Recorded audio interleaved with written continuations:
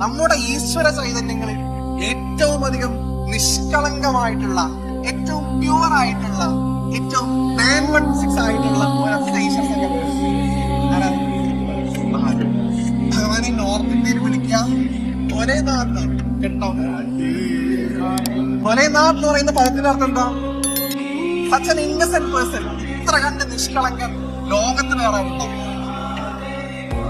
ചെറിയ ഉദാഹരണം പറഞ്ഞാൽ നിങ്ങൾക്ക് മനസ്സിലാവും. ഒരു അസുരൻ മഹാദേവനെ തപസ്സിക്കുന്നു. മഹാദേവൻ പ്രത്യക്ഷനാവുന്നു, ചോദിക്കുന്നു നിനക്ക് എന്ത് വരവാണ് വേണ്ടത്? ഉടനെ പറയുന്നു, ഭഗവാനെ ഞാൻ ആരുടെ കലയിൽ കൈവച്ചാലും അയാളെ തല പൊട്ടിത്തെറിച്ച് മരിച്ചു പോകണം.